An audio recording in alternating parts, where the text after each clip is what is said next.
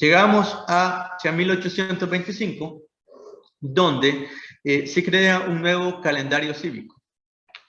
Y esto es importante porque así como existían en la época de la monarquía española un calendario donde se celebraba la boda del rey, el cumpleaños del rey, la fecha en que toma posesión en su cargo, también ahora se van a celebrar pues nuevas fechas en Centroamérica, como va a ser el 24 de junio de 1823, en que se fue la instalación de la Asamblea Nacional Constituyente, el 1 de julio de 1823, la independencia absoluta, el 15 de septiembre, la Declaración de Independencia de España, y el 22 de noviembre, que fue la proclamación de la Constitución Federal. Por supuesto que en este momento todavía no estaba separado del calendario litúrgico, entonces también se incluye en este calendario cívico las fiestas religiosas como la Semana Santa, Navidad y el Corpus Christi. Es así como de alguna manera estos símbolos sirven para pues estudiar y mostrar, sobre todo a los estudiantes, les parece muy interesante cómo a través de los símbolos se puede ir leyendo el proceso en el cambio de la ideología y de la cosmovisión que llevó de la fidelidad del rey a apostar por una independencia absoluta. Solamente. Bien. Gracias, Leonel, muy amable. Abrimos un espacio entonces para comentarios o preguntas a la presentación de Leonel. Pueden abrir el micrófono y hacer sus preguntas o sus comentarios. Este es un panel que está muy interrelacionado, entonces imagino que tendrán inquietudes. Bueno, Mariana. Buenos días, yo quería preguntarle al compañero Leonel que cuál fue pues hablar un poco de la experiencia que él tuvo con los compañeros de la Universidad de Salvador, creo que fue, que él comentó al inicio, digamos, con una temática, creo que es importante esa vinculación. Cuando te refieres a compañeros, ¿te refieres a compañeros docentes o a las estudiantes? A las personas estudiantes. Ah, claro. Pues en este ciclo estuve impartiendo la materia de Iberoamérica 1, que refiere a la historia de Iberoamérica en el siglo XIX, y me pareció muy sugerente, porque teníamos de alguna manera, complementando estos símbolos con las lecturas, pues servía para poner a discusión, por ejemplo, esa idea, pues errónea, esa idea popular, donde se plantea en el caso salvadoreño, que ya desde 1811 ya habían ideas claras de independencia, cuando en realidad el malestar era contra el imperio francés. Y esto queda muy claro, por ejemplo, en la obra de Domingo Juarros, donde se promueve la fidelidad a Fernando VII.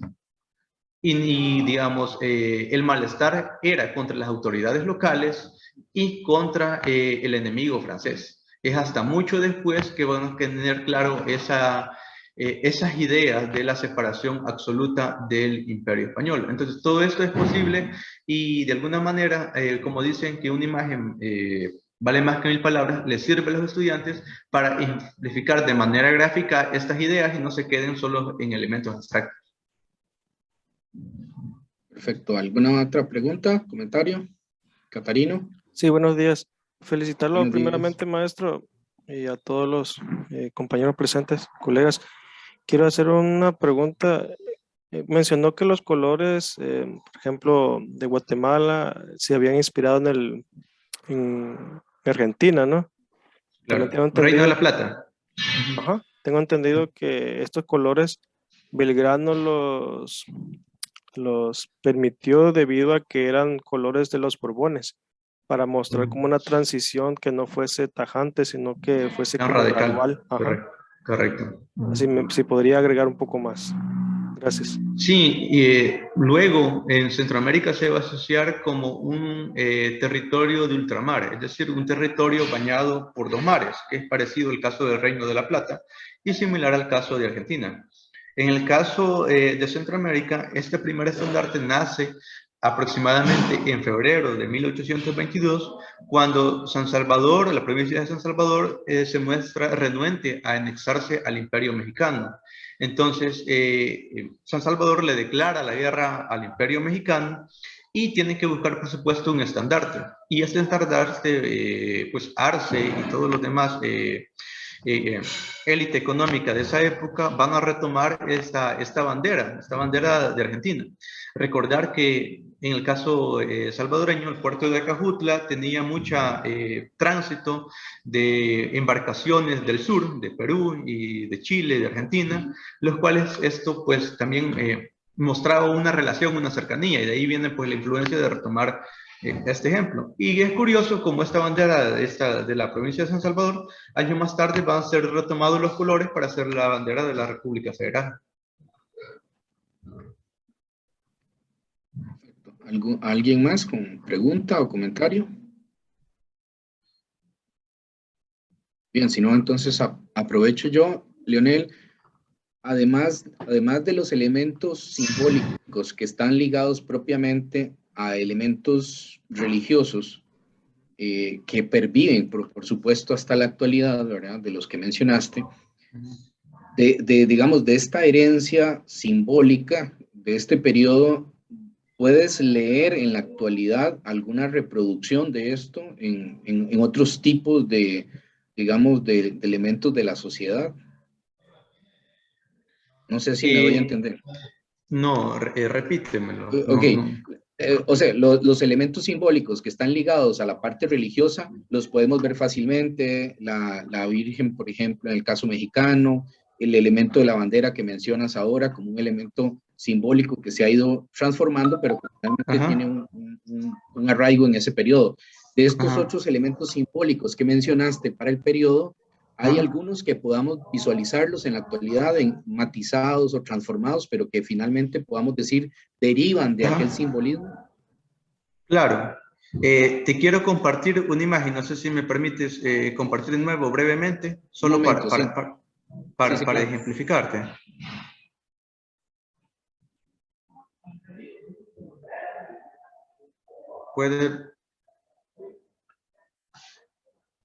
Puedes ver esta imagen. Esta imagen es del 2019, de la toma de posesión del actual presidente en El Salvador. El presidente hizo un acto de juramentación del pueblo, similar a lo que se hacía durante la época monárquica. Entonces podemos ver que el antiguo régimen de alguna manera sigue presente en la sociedad centroamericana. Es decir, y sin mencionar los colores y toda por ejemplo, el retrato del rey, que muchas veces, bueno, por lo general se encontraba en las oficinas de las instituciones monárquicas, todavía, al menos en El Salvador, sigue presente. Cada institución de Estado tiene la foto del presidente. Entonces, hay elementos todavía que perviven todavía como una forma de hacer sentir el poder en los territorios. No sé si queda clara la idea. Bueno. Perfecto, gracias. Bueno. Bien, agradecerle a Leonel por su intervención. Tal vez al final nos da chance de recuperar algunas cosas y vincular con las presentaciones siguientes. Bien, a continuación vamos a escuchar la presentación de Tania Morales Rodríguez, Josué Madrigal Méndez, Melissa Mejía Fonseca y Nazaret Cerdas, que lleva por título Enseñanza de los símbolos nacionales como identidad costarricense en un mundo globalizado. Bien, adelante, jóvenes. Buenos días, voy a compartir pantalla.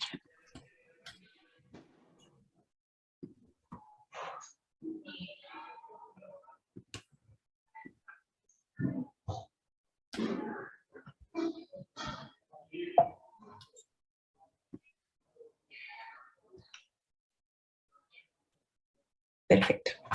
Bueno, como dijo el profesor, nuestro tema es la enseñanza de los símbolos nacionales como... Ay, permiso, pero no se ve la pantalla completa, se ven como cuando usted está presentando y se ve la otra diapo siguiente.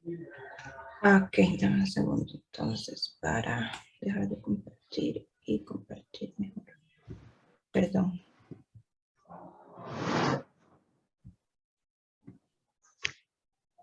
Ahora sí.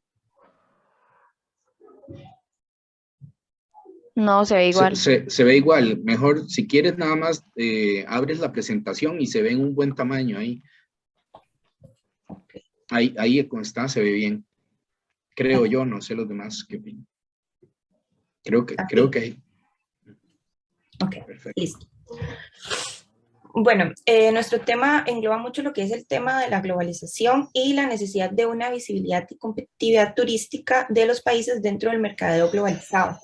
Esto es esencial para el desarrollo del marketing gubernamental y por esta razón resulta trascendental el uso de los símbolos que permitan crear una identidad del país y de su población.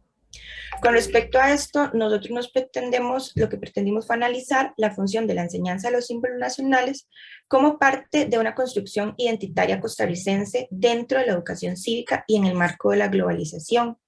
Esto se realizó bajo un enfoque cualitativo que buscó extraer una hipótesis derivadas del análisis crítico y se utilizaron fuentes relacionadas con el neoliberalismo, la hipercultura, el mercado gubernamental y el estudio sobre la propaganda que realizó Laswell, Chomsky y Hernán. Pero primero es importante comprender que los procesos económicos de la actualidad son procesos económicos inmateriales, o sea, que se orientan a una constante manipulación de símbolos y datos a través del Internet. Esto refiere a que se filtran, se mueven con una demanda y una velocidad que implica categorizar y sobresimplificar el lenguaje y las ideas a través de nuevos mecanismos, como por ejemplo lo que son el hashtag, ¿verdad? Puedes pasar a la siguiente.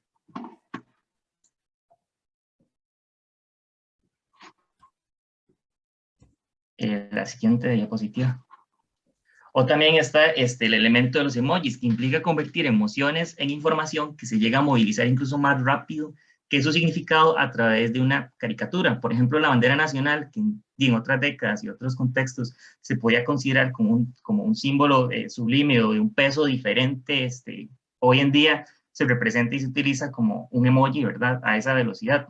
Dentro de esto es importante el concepto de hiperculturalidad, que refiere a que existe una conexión globalizada a partir del mundo digital que trasciende los límites espaciales y temporales, o sea, que acaba progresivamente con la historia, con el contexto, los elementos culturales y de representación dentro de estas dinámicas. Por ejemplo, aquí la utilización cultural de símbolos de la población indígena o la aplicación de elementos que son considerados tradicionales. Se puede pasar a la siguiente.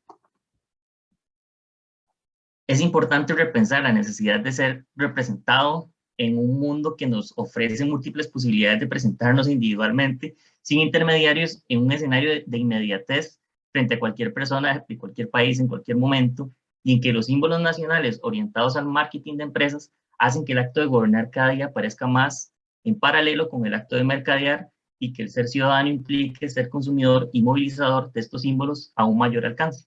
Por ejemplo, aquí en la imagen, el espectáculo visual presentado el día del Bicentenario, auspiciado por una transnacional, en que se mezclan y asimilan y utilizan los símbolos y significados, o el oso perezoso, que fue declarado símbolo nacional, ¿verdad? Con una finalidad de colocar una mascota turística para el país.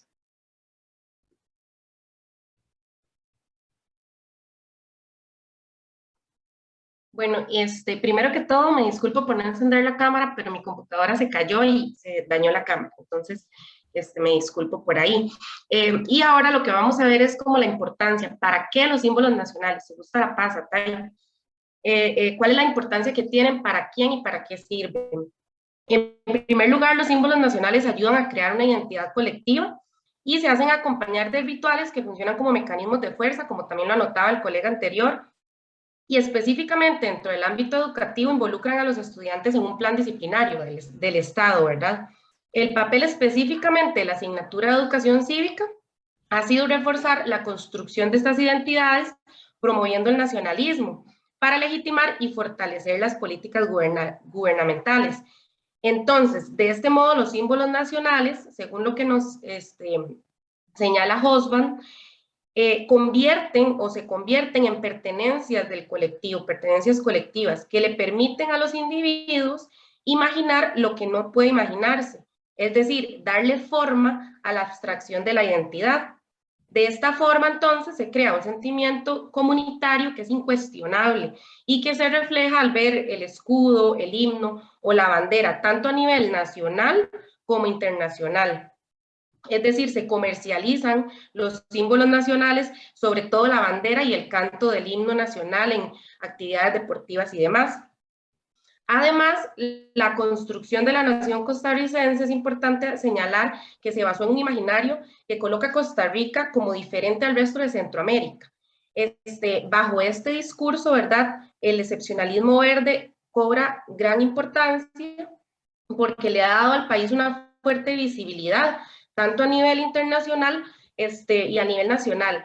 También se ha constituido como un elemento central en la construcción identitaria, ¿verdad?, de la población costarricense del nacionalismo. Principalmente cobró fuerza a partir de la década de 1970, cuando se establece un sistema de áreas de conservación que aumenta el prestigio y ese reconocimiento internacional que se le da al país. Además, guarda una relación estrecha con el proceso de neoliberalización, principalmente porque el turismo se configura como uno de los productos que le genera mayores entradas económicas al país.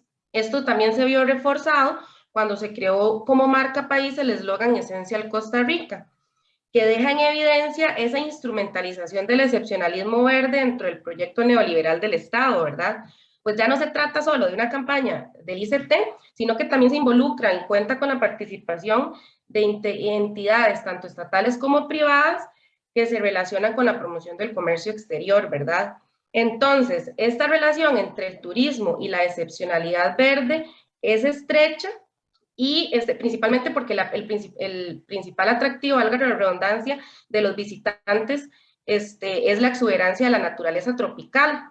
Y el Estado lo que hace es reforzarlo con la implementación de símbolos nacionales que promulgan este discurso. Por ejemplo, el último símbolo establecido, que es el oso perezoso, ¿verdad?, el cual es característico de la fauna costarricense y que ha creado una identidad local que se refleja también a nivel internacional.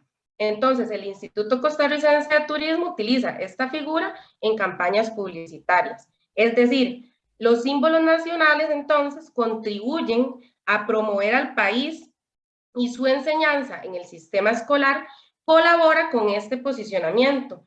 Entonces, la ciudadanía se convierte en embajadora de la marca país y es ahí donde radica la importancia de enseñar estos símbolos nacionales desde la perspectiva estatal, ¿verdad? La importancia que cobra para el Estado que los símbolos nacionales sean enseñados dentro del sistema educativo. Podemos pasar al respecto, tenemos que las personas estudiantes consolidan una identidad cívica gracias a estos símbolos. Entonces podemos decir que la educación ha jugado el papel de modeladora en la sociedad encargada de transmitir un modelo hegemónico. Es así como a nivel cultural y social se han creado conceptos y valores nacionales que aún son parte de nuestra historia. Esta consolidación de una identidad cívica permite que las personas se identifiquen con una nación y así desde jóvenes son permeados desde valores que serán parte de sus vidas e identidad. Por lo tanto, la enseñanza de los símbolos o elementos vinculados con el nacionalismo y la política permite la identificación de individuos en una conciencia colectiva. La imagen de Costa Rica libre, soberana e independiente es dotada de riquezas naturales, ha diferenciado al país del resto de la región centroamericana. Este aspecto ha sido ejemplificado por medio de los símbolos nacionales que se han ido incorporando en los últimos años. Por lo tanto, la asimilación y la toma de conciencia de dichos símbolos aporta a que la juventud se identifique con ellos y así desde jóvenes las personas estudiantes van formando un concepto de identidad a través de la incorporación de temáticas relacionadas con normas, comportamientos, simbología nacional, entre otros temas que son abarcados en la materia de educación cívica. Por lo tanto, la enseñanza de símbolos, como lo hablaron mis compañeros anteriormente, como un perezoso que prácticamente es una mascota, o el uso del café, que ha sido como un elemento que ha caracterizado a Costa Rica, pero también es un símbolo de cómo se vende el país a nivel internacional, facilita que las personas también vayan creando esa unión entre consumidor / ciudadano. Bueno, ahora bien, en cuanto a los retos y desafíos de la educación cívica en la enseñanza de los símbolos nacionales, si gusta me pasas a la siguiente, por favor. Lo primero que hay que destacar es que, bueno, como se ha venido diciendo, los estados están conformados por un conjunto de discursos y estos van a estar en favor de la reproducción de un capital cultural en específico. Y estos medios van a ser los centros educativos, los medios de comunicación, la literatura, museos, entre otros, ¿verdad? Y lo que van a buscar es crear todo un imaginario colectivo en el que se va a dar un sentido grupal. Si gustas, me pasas a la siguiente. Sin embargo, el problema es que Costa Rica arrastra problemáticas educativas desde el siglo XIX, donde la educación es vista como un medio para moldear las conductas del estudiantado con la finalidad de consolidar los discursos hegemónicos estatales. Un ejemplo de ello se ve en la Ley Fundamental de Educación, que fue creada en 1957, en el que se establece la educación como un formador de ciudadanos amantes de la patria. Si gustas, me pasas a la siguiente. Desde esto, el Ministerio de Educación Pública lo que ha tratado es de desvincularse de la enseñanza adoctrinante. Esto por medio de la creación de programas con espacios para la educación de diversos contextos educacionales nacionales. Y el principal reto de la educación cívica entonces sería generar en la población estudiantil una participación activa, en la que los y las estudiantes puedan cuestionar el porqué de los símbolos nacionales actuales, o bien que puedan crear otras posibilidades de representación que sean más cercanas a las realidades de su contexto. Si gustas, me pasas a la siguiente. Ahora bien, como conclusiones, nosotros como grupo lo que destacamos es que la economía digital ha contribuido a una simplificación del lenguaje y de las ideas. Y esto va a construir una identidad colectiva que da pie al desarrollo de un sentido de pertenencia hacia la nación. Todo esto contribuye a exacerbar el nacionalismo y se crea una identidad en la población. De esta manera, los símbolos nacionales se van a convertir en imágenes representativas de los países a nivel internacional y esto va a beneficiar la economía y la imagen del país. Por ello, se deben reconocer los retos que enfrenta la educación en este contexto, en donde se debe generar una educación que procure una formación de ciudadanía crítica que pueda comprender el contexto en el que cada símbolo nacional ha sido construido y la capacidad de cuestionar los mismos dentro del estudiantado. Gracias. No sé si tienen consultas o preguntas. Bueno, primero que todo, muchas gracias por la presentación.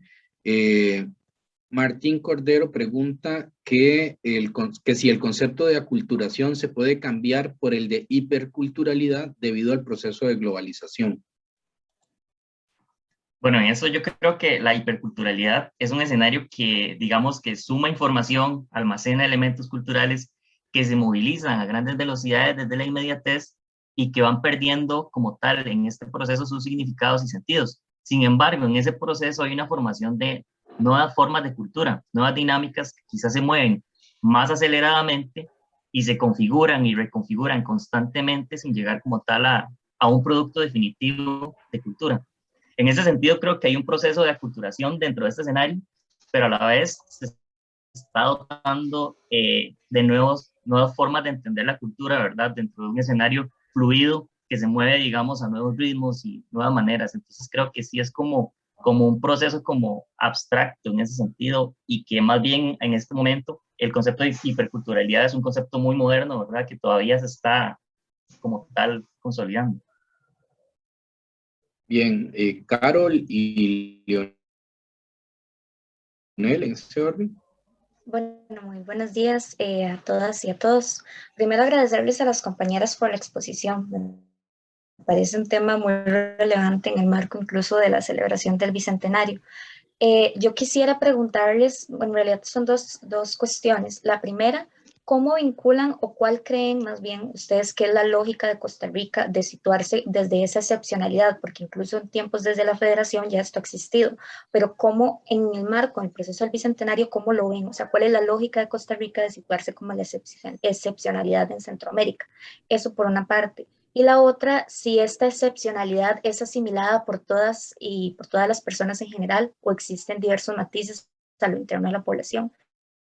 Y no sé si pueden profundizar un poco en eso. Gracias por su pregunta, Carol. De hecho, sí quizás, quizás Perdón. escuchamos las tres preguntas para que ustedes puedan sintetizar y no se nos vaya a extender el tiempo.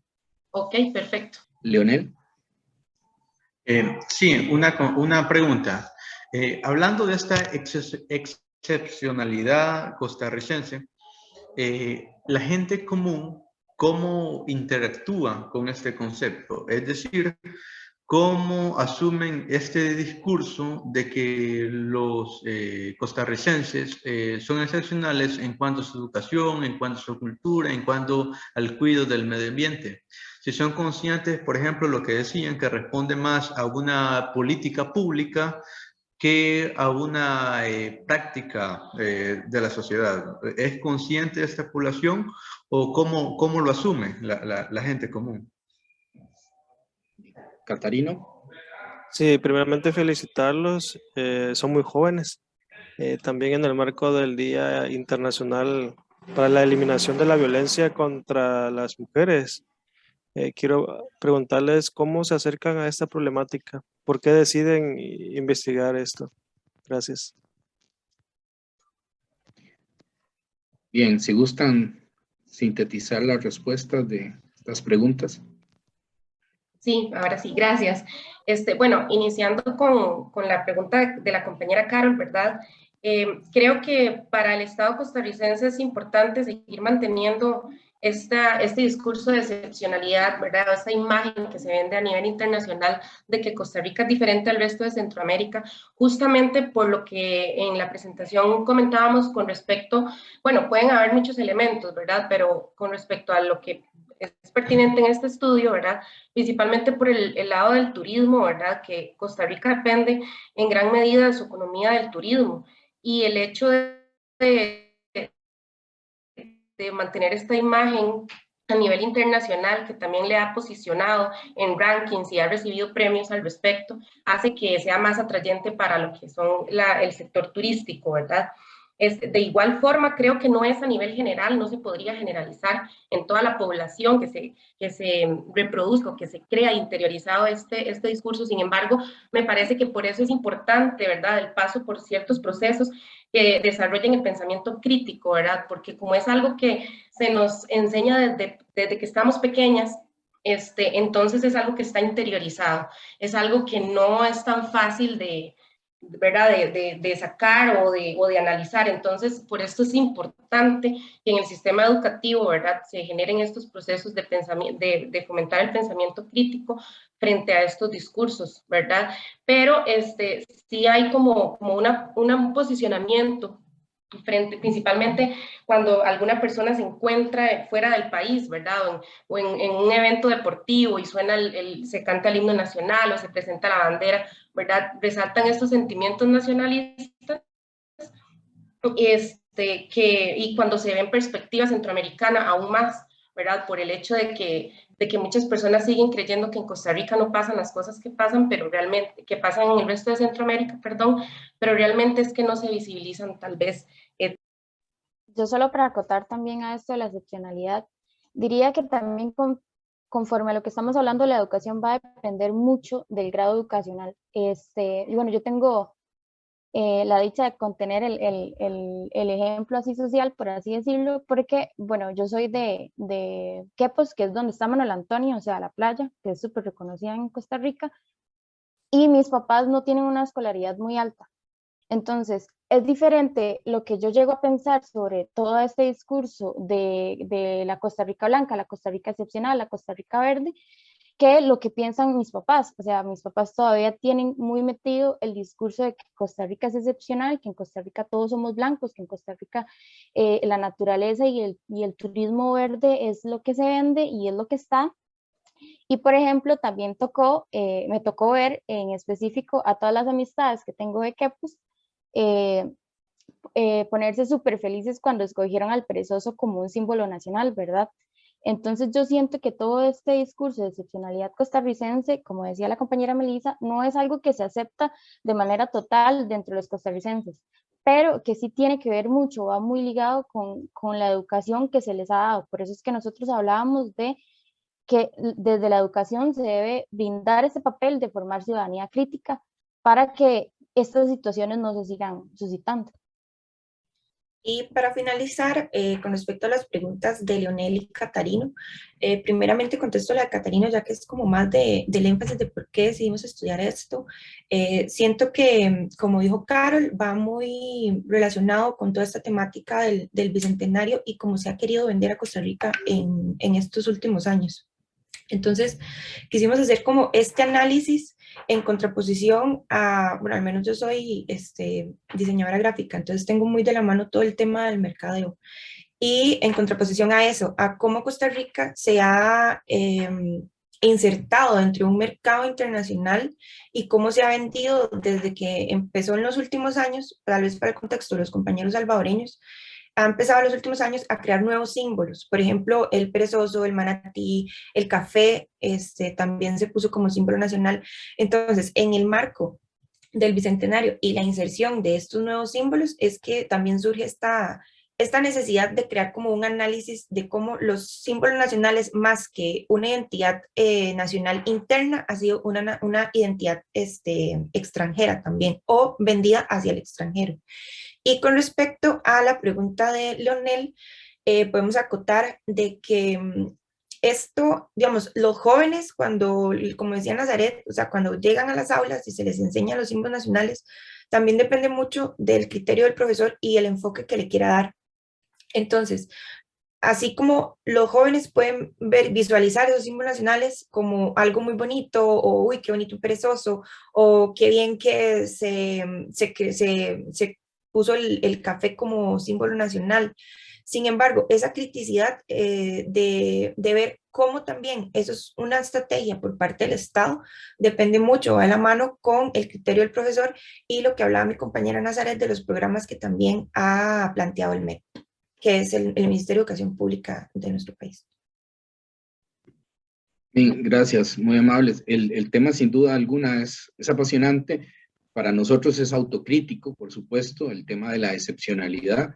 Y es interesante también, Catarino y Leonel, visualizar que esta idea de excepcionalidad se construye en la medida en que tengamos un espejo, es decir, algo con que irnos comparando, ¿verdad? Y precisamente ese ha sido uno de los argumentos que ha utilizado el Estado, por ejemplo, en el campo de lo verde para promocionarse, ¿verdad? Y simplemente cierro con una idea muy concreta que está en la coyuntura de la pandemia, que nosotros lo vivimos de una forma muy jocosa, incluso en algún sentido, y es que, por ejemplo, esta idea de excepcionalidad uno la puede ver materializada en el caso de la vacunación contra el COVID. Cuando El Salvador empezó a vacunar y empezó a tener unas tasas de vacunación muy altas, y estaba en las estadísticas dejando a Costa Rica muy relegado en el proceso de vacunación, inmediatamente eso encendió las alarmas en este país en el sentido de que no podía ser posible. Estoy haciendo obviamente una extrapolación de lo que pudo haber ocurrido, pero muy probablemente ese fue parte del argumento, que no era posible que El Salvador nos estuviese ganando en el proceso de vacunación si nosotros tenemos una infraestructura en salud y un sistema de salud construido desde hace muchos años con un gran potencial, etcétera, etcétera. Y a raíz de eso, rápidamente, el Estado lo que hizo fue cambiar la política de vacunación y, por ejemplo, el periodo de vacunación entre primera y segunda dosis, que estaba restringido para un promedio de 3-4 semanas, se pasó a 8 semanas, que era el periodo máximo, para poder usar las dosis de reserva en aumentar el nivel de vacunación y poder decir, ahora sí, ya le pasamos adelante a El Salvador otra vez en la vacunación. Ese tipo de elementos que parecieran ser muy sutiles dentro de esa lógica de la excepcionalidad, nos enseñan precisamente cómo el Estado trata de mantener ese discurso, ¿verdad? Y en lo verde ni hablar, no me voy a meter ahí porque no tenemos tiempo. Leonel, un minutito.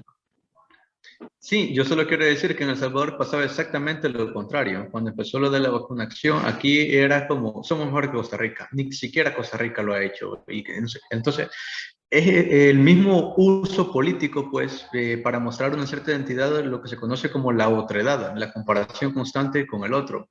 Entonces, en esa lógica es muy curioso porque en esa oposición es que se van creando los sentimientos de la identidad nacional. Muestra de ellos, por ejemplo, cuando hay partidos de fútbol. Cuando hay partidos de fútbol, por ejemplo, Honduras con Costa Rica, El Salvador con Costa Rica, hay una rivalidad, pero en el momento que un país costarricense se enfrenta, qué sé yo, a México, todos apoyamos al país centroamericano. Entonces, siempre es la construcción de la identidad respecto al otro, solamente. Bien, gracias, Leonel, muy amable. Sin duda, insisto, son temas muy interesantes, todos estos que tienen que ver con el manejo de los símbolos. Vamos a dar paso a la tercera presentación de la mañana, que está a cargo de Yendri Castillo Cedeño, Mariana Blanco Ortiz y Carol Quesada Brenes, y lleva por título La ciudadanía política de las mujeres en Centroamérica, una propuesta para análisis histórico dentro del aula a partir de un módulo educativo. Jóvenes. Muchas gracias. ¿Me comentan si ya se ve la presentación? Ahí se ve ya, correcto. Bueno, buenos días a todos y a todas. En primera instancia quisiera agradecer al comité organizador y al moderador de esta mesa por brindarnos este espacio de difusión. Nosotras vamos a tratar la temática titulada La ciudadanía política de las mujeres en Centroamérica, una propuesta para el análisis histórico dentro del aula a partir de un módulo educativo.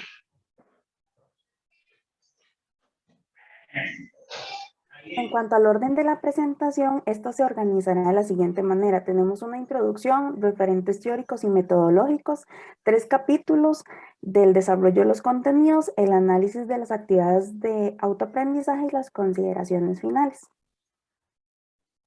Bueno, como parte de la introducción, esta ponencia tiene como objetivo indagar en los elementos teóricos, prácticos y metodológicos de cómo realizar el módulo educativo, pues busca analizar las transformaciones de la ciudadanía política de las mujeres centroamericanas a través de la toma de espacios públicos en El Salvador y Nicaragua durante el periodo de 1970 y 1990. Como parte de nuestros referentes teóricos, esta propuesta pedagógica se concibe dentro de la pedagogía crítica al plantear el acto formativo en relación con el contexto de los individuos. Aunado a ello, las prácticas educativas no están relacionadas exclusivamente a las prácticas académicas, sino que se extiende hacia la realidad de nuestros estudiantes. Bueno, para hablarles un poco del módulo educativo, bueno, el módulo educativo como estrategia pedagógica para el abordaje de contenidos y el desarrollo de competencias tiene como finalidad la creación de aprendizajes en las que los estudiantes, mediante la articulación de contenidos específicos y estrategias, permitan relacionar la teoría con funciones o aprendizajes prácticos. Eduardo Clavino nos dice que cuenta con una base teórica de una temática o una problemática en específico, en coordinación con actividades que generen situaciones de aprendizaje. Además, la organización de un módulo requiere la construcción de una base temática a partir del establecimiento de objetivos que permitan establecer una ruta de aprendizaje. En cuanto a nuestro primer capítulo, este se titula Las transformaciones en la ciudadanía política de las mujeres a partir de la influencia de los movimientos feministas en Latinoamérica entre 1970 y 1990. En cuanto a cómo articulamos este primer capítulo, esta primera sección del módulo, quisimos incorporar la visión constructivista en los procesos de aprendizaje. ¿Por qué? Porque en torno a ello vamos a fomentar actitudes, competencias y habilidades para potencializar el módulo educativo. En primera instancia, el enriquecimiento e integración de los procesos de enseñanza a partir de los conocimientos previos de los estudiantes. ¿Qué quiere decir esto?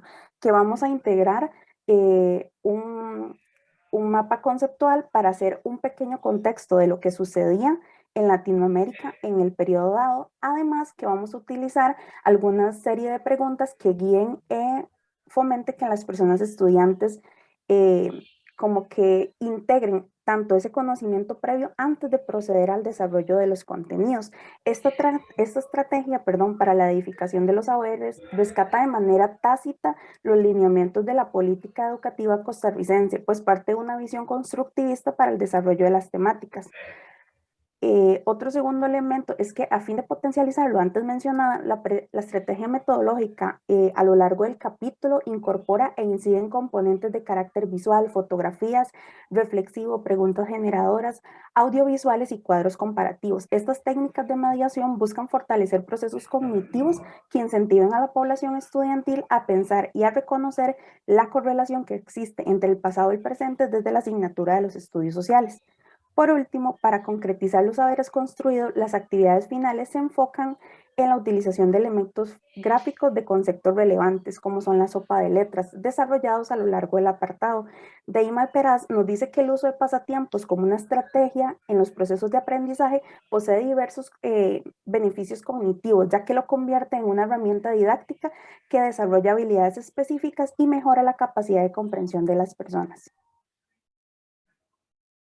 Nuestro segundo capítulo, bueno, se titula Las mujeres centroamericanas y su participación en la ciudadanía en el desarrollo de los procesos de paz en El Salvador y Nicaragua de 1970 a 1990. En cuanto a esta sección, se parte de la construcción del conocimiento desde la creatividad y la funcionalidad a partir de los siguientes elementos. En primera instancia, el desarrollo de esta estrategia se implementó el uso de fotografías, trozos de periódicos, relatos de vida, audiovisuales, que tienen por objetivo presentar la realidad de la época desde la aplicabilidad de diversas fuentes que indagan en los procesos históricos. Además, estos elementos en el módulo apelan a la construcción del conocimiento desde lo individual y lo colectivo, pues pretende procesos de aprendizaje creativos y funcionales para la población estudiantil. Para esto, la implementación de los recursos no solo supone esa reflexión que buscamos, sino la problematización de las temáticas abordadas en los contenidos del programa de estudio. Y por último, una de las características relevantes sobre esta aplicación de los módulos educativos se basan en potencializar de construir los aprendizajes significativos, pues se centran en los procesos de organización de ideas que potencia la narración, la argumentación y el diálogo en el aula. Antes de profundizar en el tercer capítulo, que tiene como título La formación de la ciudadanía en las mujeres de El Salvador y Nicaragua en el periodo en estudio, es necesario entender que esta temática parte de esa necesidad de visibilizar la ciudadanía de las mujeres en el programa de estudio de educación, de estudios sociales, en lo que corresponde para Costa Rica, pues estos temas los vemos desde un abordaje general y nunca profundizamos en esos aspectos significativos de las mujeres que tienen una serie de elementos científicos que nos permiten comprender la realidad. Como parte de este tercer capítulo, se propone lo que es un abordaje de esos testimonios de las mujeres que participaron en los conflictos armados en ambos países, siempre desde una perspectiva comparativa. ¿Por qué? Porque las vivencias de estas mujeres contemplan una serie de elementos importantes para comprender, desde diversas perspectivas las coyunturas históricas. Así vamos a incorporar elementos como el género, la situación socioeconómica y los espacios que habitan estas mujeres como elementos centrales de su participación política en los diferentes procesos armados. Para el caso de El Salvador, nosotras lo que utilizamos fue el diario digital El Faro, elfaro.net, el cual rescató una serie de testimonios importantes que estuvieron inmersas en el conflicto salvadoreño. Y esto desde el punto de que muchas mujeres, incluso desde muy niñas, tuvieron una participación directa en lo que fue el espacio público a través de su incorporación a diversos grupos políticos. Por otra parte, para el caso de Nicaragua, utilizamos el testimonio de una periodista fotográfica, que esta tiene el nombre de Margarita Montealegre, que mediante sus crónicas y fotografías, ella retrató estos episodios y la vivencia de estas mujeres en estas coyunturas históricas y procesos armados. En este caso, el caso de la fotógrafa Margarita Montealegre, ella utilizó su cámara para retratar las realidades vividas durante la Revolución Sandinista, principalmente.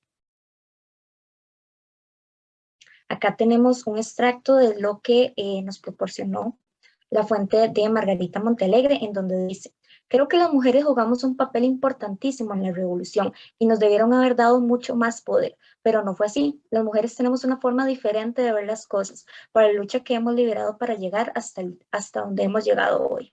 Y esto es un elemento central, incluso como mencionaba ahora el compañero, me parece que era Catarino, en conmemoración de esta fecha, analizar estas coyunturas históricas desde la perspectiva femenina nos brinda otro nuevo panorama para ampliar la investigación histórica. Por otra parte, tenemos el análisis de las actividades de autoaprendizaje. Para ello vamos a comprender las actividades de autoaprendizaje como una herramienta para profundizar tanto en los conocimientos previos como los que van a adquirir el estudiantado a lo largo del desarrollo de esta actividad. En este punto, las estrategias de autoaprendizaje lo que hacen es ordenar y guiar el proceso en donde se repasan tanto los contenidos más relevantes y se consolidan los contenidos adquiridos durante este proceso. Tenemos 3 herramientas. En la primera tenemos la fotografía como una herramienta de análisis y acá diversos autores nos dicen que a partir de la fotografía podemos evaluar aquellos elementos simbólicos y significativos desde diversas perspectivas y no solamente desde el insumo histórico como tal. Por esto se plantea la utilización de la fotografía de mujeres que participen en los conflictos armados. A partir de esto vamos a generar una serie de preguntas, pues la fotografía por sí misma no nos dice nada, sino que debe ir acompañada ya sea de historia de vida o de relatos o de preguntas guiadas. Estas preguntas pueden plantearse desde el profesorado, sin embargo, a lo largo del desarrollo de la actividad pueden ir variando y incorporando elementos de interés que proporcionen los estudiantes. Por otra parte, tenemos el uso de la novela histórica.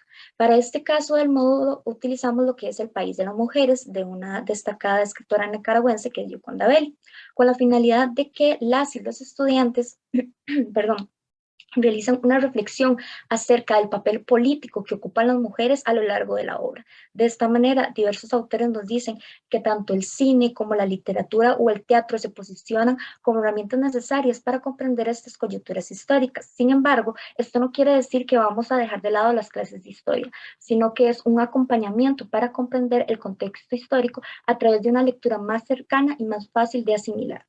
Por último, tenemos lo que es la canción como herramienta pedagógica.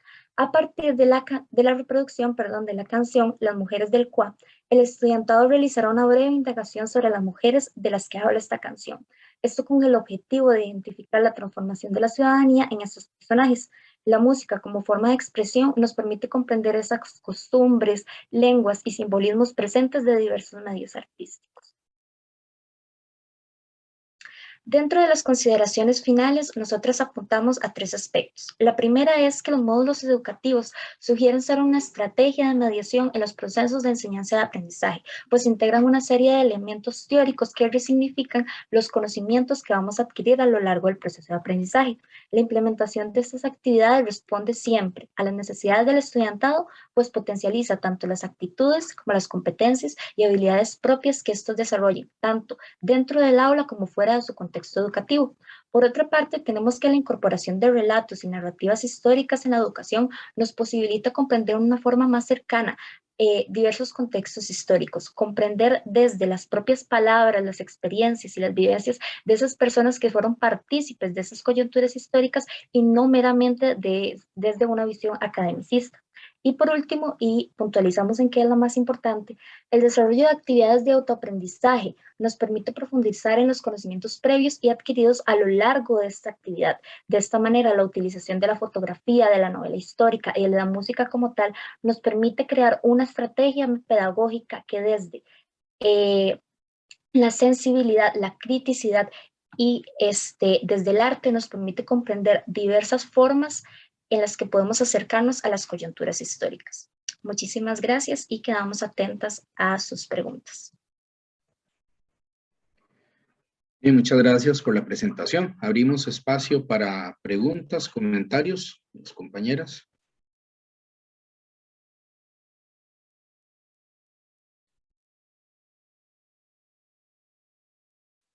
Bien, quizás mientras damos tiempo que piensen alguna pregunta, quizás yo haría una para empezar. En la conferencia de ayer, el colega Ibagón señalaba, por ejemplo, la importancia de introducir, digamos, a las personas estudiantes en el proceso de construcción del conocimiento. Este tipo de propuestas como la que ustedes acaban de mencionar, son propuestas que están muy bien estructuradas, muy bien construidas, pero la pregunta es, en esta lógica, digamos, de ir facilitando la inclusión del estudiante en la construcción de conocimiento, ¿cómo visualizan ustedes en una metodología de estas que se puede abrir ese espacio para que el estudiante no necesariamente replique o analice o construya a partir de lo que está leyendo o escuchando en otras obras, sino que también pueda, desde sus conocimientos previos, etcétera, aportar en esa construcción. Escuchamos a Catarino en su inquietud y tal vez después conteste. Sí, muchas felicitaciones. Quiero preguntarle, ¿a qué le llaman ciudadanía política? ¿Cómo las mujeres participan en la ciudadanía política en Centroamérica y en general? Para comenzar con la pregunta del profesor Max, a lo largo del módulo que nosotros hemos presentado ahora y hemos desarrollado, se insertan espacios de aprendizaje a partir, por ejemplo, de elementos como la construcción de números de palabras, de esquemas, que parten de los conocimientos previos de los estudiantes. Aunado a esto, en los procesos, por ejemplo, en los que se hace análisis de los textos, como mencionaba mi compañera Carol, de la novela de País de las Mujeres, en el uso de las imágenes, en el uso de la fotografía, se prioriza la participación de los estudiantes a través no solo de los conocimientos previos, sino las interpretaciones que estos hagan. Eso es importante porque entonces desde nuestro posicionamiento desde la pedagogía crítica estamos incorporando esos elementos del conocimiento de los estudiantes, de la interacción que ellos puedan tener o hayan tenido en algún otro momento. Y en la construcción del módulo nosotras hablábamos digamos que como esto no está inserto exclusivamente para un año o para un eje, como se llama en Costa Rica, específico de estudios sociales, sino que más bien por el vacío que existe sobre estas temáticas puede trabajarse incluso en espacios de educación abierta o educación no formal. Por ejemplo, para los compañeros que no son de Costa Rica, educación abierta es un sistema sobre todo para personas que ya son adultas y que quieren culminar su proceso, digamos, de colegio. Esto nos permite, digamos, articular también en función de que en Costa Rica existe una población migrante importante a nivel de población nicaragüense y salvadoreña. Entonces podemos ver incluso conexiones con personas que sean migrantes o que sean hijos de migrantes y que tengan una vinculación con estos países, que probablemente sus madres, sus abuelas, sus hermanas u otras personas que sean de su familia incluso hayan vivido estos procesos en El Salvador y en Nicaragua. Eso es un elemento fundamental porque a lo largo del módulo se abren espacios de plenaria y se abren espacios de construcción del conocimiento, desde los conocimientos previos como también desde la experiencia. Yo quisiera apuntar antes de hablar un poco sobre lo de Catarino, que esto es un vacío que existe y nosotros hemos sido muy críticas desde la construcción del módulo y tal vez esto no le guste a alguien que esté en el simposio, pero es una temática que nos debe a un poco esa vinculación de nosotros como Costa Rica, digamos, con el resto de Centroamérica y cómo no la ciudadanía de las mujeres, tanto en trabajándolo de los estudios sociales como trabajándolo en el caso de la educación cívica. Entonces creemos que este módulo es una forma de trabajar estas temáticas que tal vez en la malla curricular oficial no se encuentran, pero que definitivamente tenemos que trabajarlas desde otros espacios o desde otras estrategias metodológicas y bueno, esa es una de las motivaciones por las que nosotros también trabajamos a partir de este módulo. Luego, con la pregunta del compañero Catarino, la participación, la ciudadanía política, en este caso la visualizamos mucho desde el accionar en espacios políticos a través, digamos, de los casos salvadoreños, el del caso salvadoreño y el caso nicaragüense. La mayoría de relatos, de imágenes, incluso las cuestiones relacionadas con la música que utilizamos, la poesía y la literatura, están relacionadas con el accionar de estas mujeres en espacios como, por ejemplo, la guerrilla y su posicionamiento en los conflictos armados que se vivió a nivel centroamericano. Esto es importante porque, como yo mencionaba anteriormente, tal vez para muchas personas que no sufrimos estos procesos, ya sea por una cuestión etaria o porque en Costa Rica no se desarrollaron estos procesos que se desarrollaron en otras naciones centroamericanas, son elementos desconocidos, pero Costa Rica cada vez más o nosotros como estudiantes tenemos que ver esa vinculación, que era algo que hablábamos en la ponencia pasada, esa vinculación con el resto de la región, que si bien, por ejemplo, tal vez la ciudadanía política en Costa Rica tiene una serie de características, o nosotros lo asociamos con una serie de características, la ciudadanía política en otros países de la región centroamericana tiene otros matices, precisamente por la historia y por los procesos, tanto bélicos como de paz, que se han desarrollado en Centroamérica. Bien, gracias. ¿Hay alguna otra pregunta, algún otro comentario?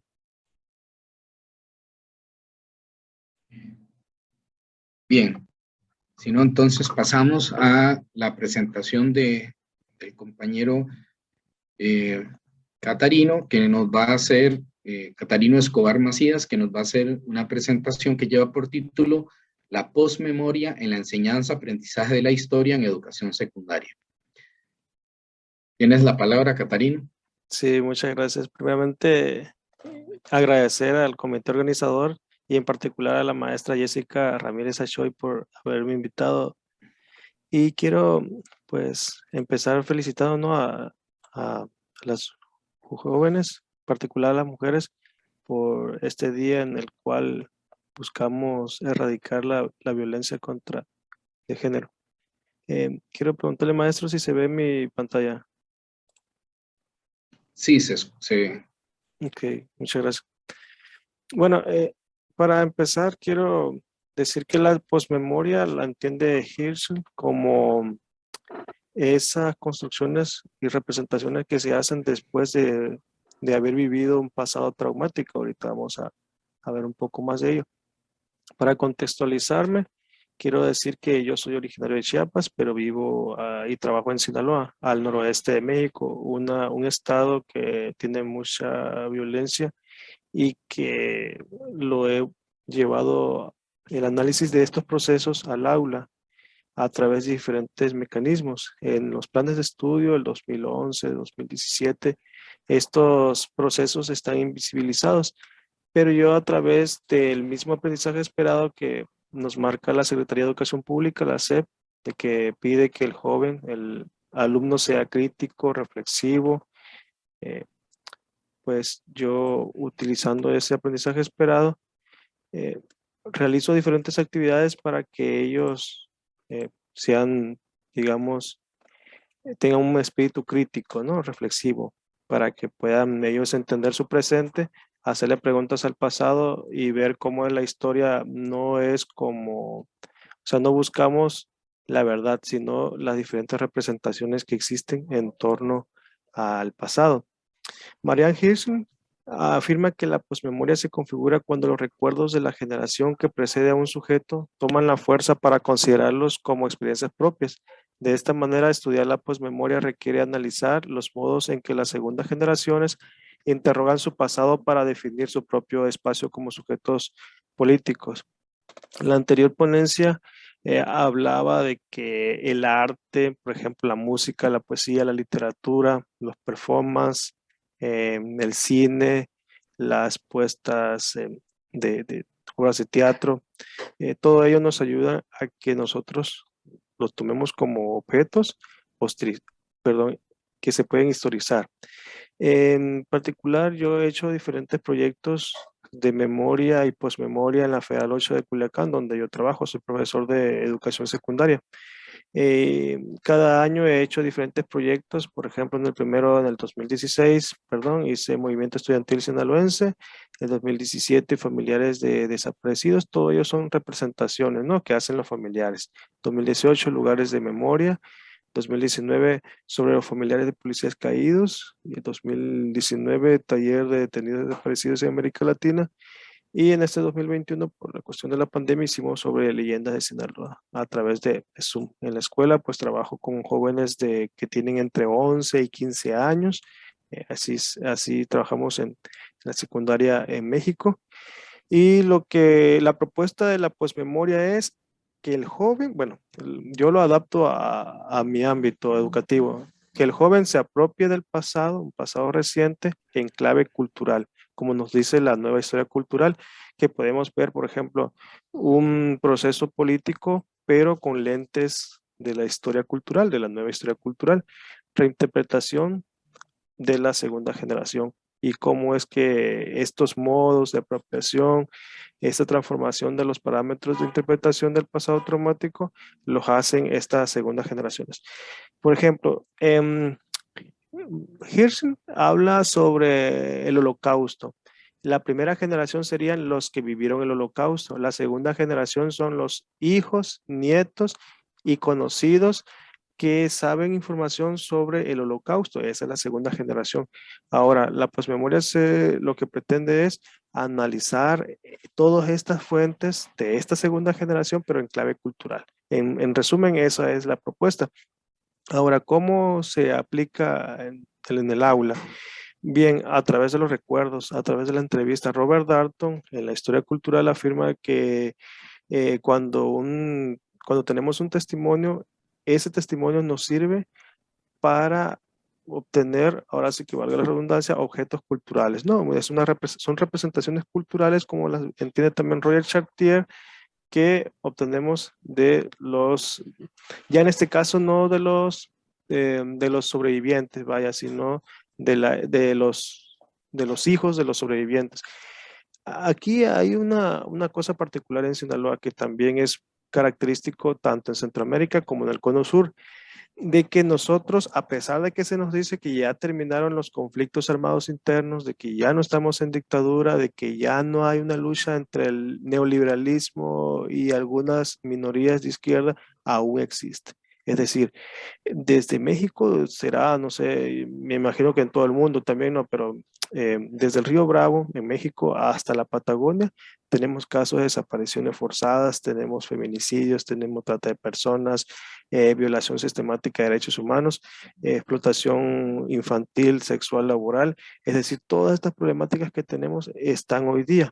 Entonces, no propiamente estamos hablando de una segunda generación, sino una convivencia entre las víctimas directas y los hijos de esas víctimas directas, que también hay quienes dicen que esta segunda generación representa con más fuerza incluso que las mismas víctimas. ¿Por qué? Porque las víctimas muchas veces se censuran la información, la representan de una manera, en cambio los hijos ya la hacen de otra manera, por ejemplo a través de obras de teatro, a través de la música, de la poesía, de canciones, ya pueden representar estos pasados traumáticos. Nosotros subimos al YouTube algunas entrevistas, por ejemplo sobre el movimiento estudiantil sinaloense, en donde participaron personas que todavía están vivas, que ya son jubilados, que trabajaron posteriormente en la universidad y que estaban algunos involucrados con la Liga Comunista 23 de septiembre, que era un grupo guerrillero, ¿no? De tendencia comunista. Estos los hemos presentado en un congreso de historia oral en Argentina. Cada año se hace en octubre. También analizamos las representaciones que hacen los familiares y que hacen los mismos estudiantes acerca de desapariciones forzadas en Sinaloa desde 1975. También visitamos algunos lugares de memoria. Los lugares no solamente son físicos, sino también son simbólicos y tienen toda esta carga. Los murales, hicieron murales acerca de la Revolución Cubana. Aquí abajo, donde dice Murales Federal 8, ellos después de leer 1984 la obra de Orwell, hicieron un mural, desafortunadamente no puse aquí la imagen, en donde ellos representan la obra literaria, pero adaptada a la realidad mexicana. Aquí este proyecto es de familiares de policías caídos. Se entrevistaron, por ejemplo, a huérfanos, a viudas. Los jóvenes hicieron los guiones, se entrevistó. Aquí está un abogado que lleva casos de los familiares. Y luego los mismos jóvenes hablan acerca de las entrevistas, dan sus interpretaciones, sus representaciones. E igual se subió a YouTube la entrevista que le hizo el periódico local aquí en Culiacán. Y la propuesta, ¿cuál es? Ya para ir cerrando, pues que haya acceso a la información, que haya implementación de talleres y becas familiares, y reparación de daños, políticas de memoria aquí. También mucho se habla, por ejemplo, en el caso de Guatemala, en el caso de Argentina, de verdad, justicia y reparación. Pero yo también agregaría perdón. hay que buscar esa pedagogía de la misericordia, de la pedagogía del perdón, lo que no quiere decir que los daños queden impunes, no, justicia, no impunidad, pero sí perdón. Inclusión de estos procesos en libros de texto, que haya más lugares de memoria, educación integral en valores. Primeramente somos docentes, bueno, en mi caso yo soy docente, hay que hablarle al joven, hay que hacer una pedagogía de la misericordia, movilizar la empatía, pero más que la empatía, la compasión. Y los jóvenes mismos aprenden de estos procesos y ellos mismos se externan, ¿no? El caso de los desaparecidos, como en otras partes de América Latina, tiene un uso político. Es decir, hay políticos, hay personas que utilizan estas problemáticas con fines de propaganda política para insertarse o continuar en el espectro político. Ahora, no se pretende con estos proyectos que el joven se movilice, si quiere lo puede hacer, somos libres, pero sí se busca que el joven entienda su realidad, entienda su presente y que a través del arte, es decir, a través de la música, de la poesía, de las canciones, de los performances, él vaya entendiendo más ese presente y relacionándolo con su pasado. Mucho se dice entender el presente y el pasado para no repetirlo, para aprender. Pero si una cosa hemos aprendido de la historia es que ciertamente es una maestra, pero los alumnos somos un poco despistados, no le hacemos caso. A veces volvemos a tropezar con la misma piedra con la que ya tropezamos y una y otra vez, una y otra vez. Entonces, es como cuando se va al psicólogo. El psicólogo te dice, dibuja, cuéntame tu historia y ya la persona va, ella desarrollándose. Así también funciona o debe de funcionar en las aulas, ¿no? Que el joven vaya externándose, que el joven vaya teniendo, viendo que ese pasado, esa historia no es es algo que pasó y y que ya no se puede repetir, sino que tiene que tener empatía con esos sujetos, porque nosotros mismos, porque él mismo es un sujeto, ¿no? Es un sujeto de la historia. Hay unas conmemoraciones que se van incorporando al currículum. En el caso de Argentina, por ejemplo, el 24 de marzo, Día de la Memoria por la Verdad y la Justicia. El 25 de febrero, Día Nacional de la Dignificación de las Víctimas del Conflicto Armado Interno en Guatemala. Y el 25 de marzo es el Día Internacional de Detenidos Desaparecidos. Este último se pretende que se celebre en todo el mundo, pero desafortunadamente en México pasa nada más en las grandes urbes como la Ciudad de México y Guadalajara, quizá un poco en Monterrey, se hacen algunas obras, pero en el resto del país este día pasa desapercibido. Y el 1 y 10 de mayo en Sinaloa sí son días fuertes porque los colectivos de familiares con desaparecidos hacen marchas el Día del Trabajo y el Día de la Madre. Cada 24 o 25 de diciembre, en torno a la Navidad, también estos colectivos se movilizan. Entonces, la propuesta es analizar estos pasados traumáticos de la historia reciente por los alumnos. ¿Con qué objetivo? Para que ellos conozcan y tener una cultura de paz, una cultura de solidaridad, una cultura de inclusión, como lo marca la misma currícula, pero que poco se lleva a cabo en la vida real.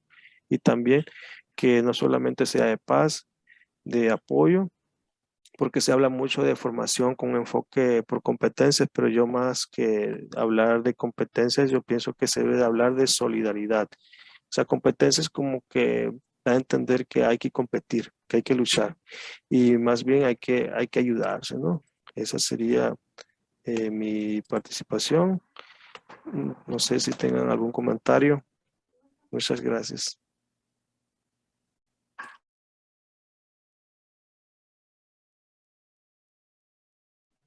Bien, gracias, Catarino.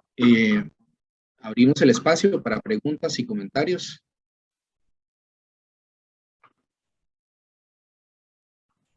Carol. Bueno, primeramente, muchísimas gracias por la exposición. Siento que es un tema muy innovador y siento que en este contexto el análisis de este pasado reciente resulta muy pertinente. Yo tengo, bueno, creo que en una sí profundizó un poco, pero tal vez me gustaría como escuchar un poco más. La primera sería, ¿qué papel juega la subjetividad en la reconstrucción de este pasado reciente? ¿Cómo lo vemos desde un plano meramente subjetivo? Y el otro, ¿qué herramientas o qué características, perdón, es la palabra más adecuada, son propias de esta reconstrucción de este pasado reciente? Tal vez en esta última sí podría profundizar un poquito más. Muchas gracias. Leonel. Primero, felicidades, Catarina, por tu interesante conferencia. Ahora quiero preguntarte, con base en una conferencia que hace poco escuchaba sobre la readaptación de los excombatientes de la FARC en Colombia, los cuales hace poco han pasado por este proceso pues, de negociación y de inserción al periodo de paz. Entonces, surgió una pregunta. ¿Cómo consensuar la memoria y la reconstrucción de esos hechos de violencia con el proceso de paz? Porque muchas veces el recordar estos hechos de violencia se presta pues para generar más conflictos. Entonces, no sé, desde tu óptica, desde lo que has estudiado, cómo se puede hacer ese proceso de consensuar y mantener la memoria viva con procesos tan cercanos que todavía pues duelen a las personas que vivieron en ese contexto. Gracias. Nazaret. Bueno, primero agradecerle por la exposición porque estuvo muy interesante. De hecho, hace poco en un curso leímos una lectura, valga la redundancia, que se llamaba La educación para el nunca más, que era sobre las dictaduras del Cono Sur, ¿verdad?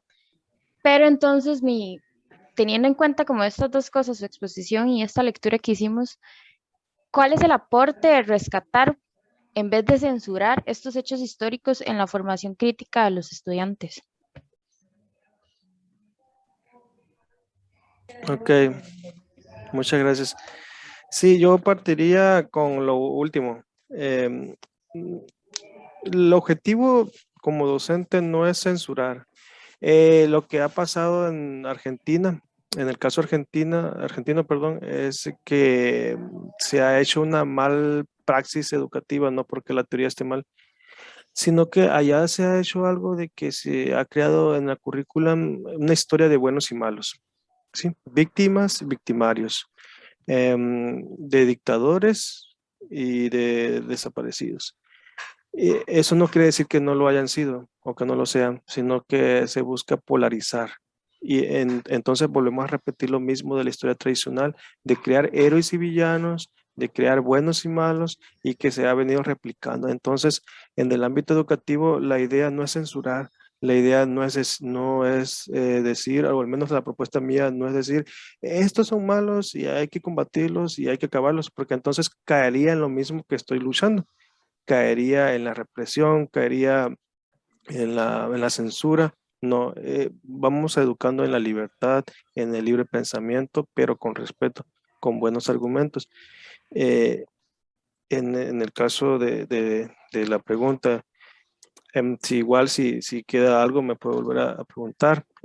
Para el joven que me pregunta sobre el contexto colombiano, aquí mi propuesta es en Sinaloa. El problema que tenemos en Sinaloa es de que esos procesos traumáticos no están cerrados, aún continúan. Yo igual entiendo que en Colombia, a pesar de que se dice como en Guatemala, como en Perú, como Argentina, de que ya terminaron los procesos, de que ya no hay conflictos, continúan los conflictos. Estamos en conflictos. Por eso en la última parte de mi participación dije que el neoliberalismo aún está. Tenemos compañías mineras, está la Coca-Cola, está la Nestlé, que están acabando con nuestros recursos no solamente en América Latina. Que otra cosa, América Latina es un concepto eurocéntrico, ¿sí? Porque si decimos los latinos, somos latinos, bueno, ¿y dónde dónde quedamos los afrodescendientes, los pueblos originarios? Entonces hay muchas cosas que pensar. En el caso de cómo analizar estos procesos sería presentarlos como fuentes de información, presentar las entrevistas, los testimonios, la literatura, y a partir de ahí el joven crea sus propias interpretaciones, no para crear jóvenes criticones, sino para crear jóvenes críticos que estén analizando ese pasado visto desde el presente, ¿no? Visto desde el presente con un enfoque de solidaridad, con un enfoque de misericordia, porque no estamos tampoco creando jóvenes guerrilleros, no estamos creando jóvenes que de izquierda, jóvenes que salgan a la calle a protestar, no, estamos creando jóvenes que estén analizando los procesos, ¿no? Analizando los procesos. Sobre la primer colega, sobre la subjetividad, toda la historia es subjetiva, pero dependiendo del método se busca que sea objetiva, ¿sí? Buscamos que la historia sea objetiva, pero estamos cargados de subjetividad, como me dijo incluso Roger Chartier, todos tenemos un mundo a cuestas y con ese mundo a cuestas, con esos lentes, vemos, yo tengo la fuente y empiezo a ver la fuente con mis propios prejuicios, ¿sí? Con mis propias ideologías. A lo mejor si yo soy evangélico, o soy testigo de Jehová, o soy católico, con esa visión voy a la fuente, aunque sea historiador, ¿sí? Entonces no puedo desaprender, entonces tengo que aprender a desaprender, a ver que esa historia que me han enseñado de la antigüedad, de Edad Media, Edad Moderna, también es una historia eurocéntrica, ¿sí? Porque entonces, a ver, Edad Media hubo entre los cunas, entre los mayas, hubo Edad Media, ¿sí? ¿O qué estaban haciendo ellos mientras en Europa había Edad Media? Queremos aplicar esos conceptos europeos a la realidad latinoamericana. Por eso dije, la posmemoria es un concepto que maneja esta estadounidense, pero tenemos realidades muy concretas. Y la segunda pregunta que me hizo joven sobre las herramientas, si me la podía volver a repetir, si hay tiempo. Sobre las herramientas, no escuché. Que ¿cuáles eran esas herramientas o características propiamente que distinguen esta investigación del pasado reciente? El empleo, que, por ejemplo, yo una cosa que estoy aplicando es que tenemos que difundir la historia por todos los medios posibles, ¿sí? A través de YouTube, a través de Facebook, en este medio en donde estamos, a difundir la historia, pero no la misma historia de héroes y villanos, de que soy víctima y tú eres victimario, de que toda la culpa la tiene el Estado, es que toda la culpa la tiene el imperialismo, porque entonces ¿dónde queda la autorreflexión? ¿Sí? ¿Cuál es el objetivo de nosotros como docentes de historia? Buscar un mejor México, un mejor Costa Rica, un mejor El Salvador, pero siempre empezando con nosotros mismos, ¿no? En el amor propio. Ese amor propio, ¿sí? El amor hacia mí mismo también nos lleva a tenerlo en el aula, ¿no? Esa sería mi... Sí, bien, gracias. Catarino, tal vez en un minutito para hacerte yo una pregunta. A ver, en los últimos 5 años, un poco más tal vez, se ha venido desarrollando un discurso bastante amplio relacionado con la difusión cada vez mayor, digamos, de los partidos de derecha radical y radical populista especialmente. Y, por ejemplo, Cash Moody, que es un politólogo neerlandés, ha escrito bastante sobre este radicalismo de derecha.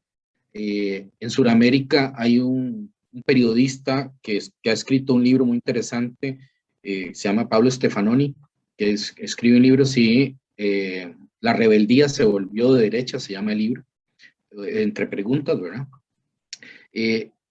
Y básicamente el argumento de estos planteamientos nos llevan a que los jóvenes hoy día están muy embebidos, están muy metidos dentro de un ambiente que los llama cada vez más a volverse rebeldes.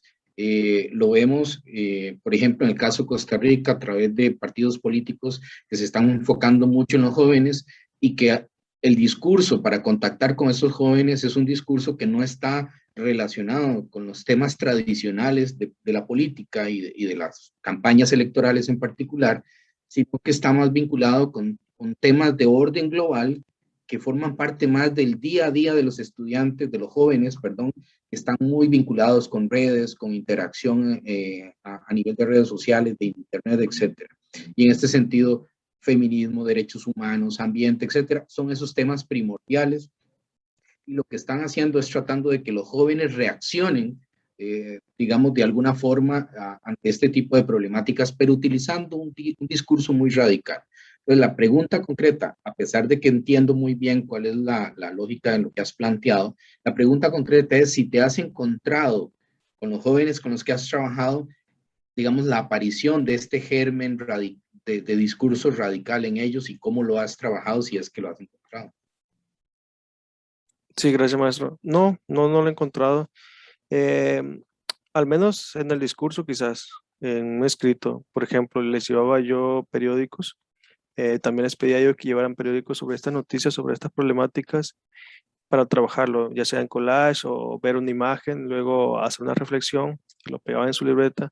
Y sí, en el discurso, sí, se muestra. Sí, sí, ya me hizo recordar Ramón, un joven que sí dijo incluso algo que no quisiera decir, pero por ejemplo, él proponía salir a las calles y decir basta de tanta violencia, etcétera. Pero la idea, como vuelvo a repetir, no es buscar eso, pues no es encauzar ese potencial que ellos tienen, sino llevarlos a la reflexión. Aquí el contexto es el que también vivimos en el resto de nuestra América, de que hay mucha información que valga, disculpen la palabra, mucha información basura, mucha información vana, ¿no? Nos llenan de información, ¿sí? Que no nos sirve. Nos llenan, por ejemplo, yo no digo que esté mal, sino es el uso. Nos llenan de TikTok, videos de TikTok. Subes un video de 20 segundos, tiene 3,000 vistas, no sé, en media hora. Subes algo cultural, 3 vistas, 5 vistas, no lo ven completo. Sí, entonces la banalización de la información, por un lado. Segunda, lo que utiliza el Estado. Cuando hay información importante, viene la represión, viene la censura. ¿Sí? Hay censura en el mismo Facebook. Tú quieres compartir información relevante, te la censura. Sí, YouTube se da incluso la libertad de banear ciertos videos. Tercera, el Estado nunca va a permitir una educación liberadora, ni en las instituciones públicas, ni en las instituciones privadas. Si no, revisemos la currícula, ¿sí? Lo revisemos. Difícilmente vienen problemas como, por ejemplo, trata de personas, feminicidio, violencia intrafamiliar, narcotráfico, lavado de dinero, etcétera. Todas esas problemáticas no son abordadas en las universidades, menos en las instituciones privadas. ¿Sí? ¿Por qué? Porque tiene una lógica mercantil. Entonces ya es ver ya no la realidad con ese ojo mercantil, porque a los jóvenes los miramos muchas veces como dinero. Se les cobra los exámenes, se les cobran las constancias, es decir, los grandes magnates ven al joven como una mercancía y como una fuente de sacarle dinero y darle una educación no de baja calidad, sino una educación que está alineada con el Estado. Una educación no crítica que en el discurso sí lo dice, sí lo es, pero en la práctica no lo es. Entonces vivimos un adoctrinamiento, no vivimos para una educación liberadora ni en libertad. Por eso estos espacios son muy buenos y nuestras prácticas en el aula también, para que enseñemos al joven a que sea crítico, pero no criticón, y con argumentos. La propuesta es un ambiente de paz, de tolerancia, de misericordia, porque si ese pasado es y fue traumático, que nuestro presente sea mejor, por el bien de ellos, por el bien de nosotros. Ese sería mi comentario. Perfecto, muchas gracias, Catarino. Agradecerles a todos, hicimos un uso muy eficiente del tiempo. En realidad, lo que quisiera es como preguntarles si alguno de los grupos quisiera tomar un par de minutitos como para hacer algún cierre, alguna idea que consideren que se les quedó en el aire, o eventualmente hacer alguna relación de su exposición con lo que han presentado los otros grupos. De manera que si alguien quiere hacerlo, tenemos unos minutitos todavía. Sí, Taina.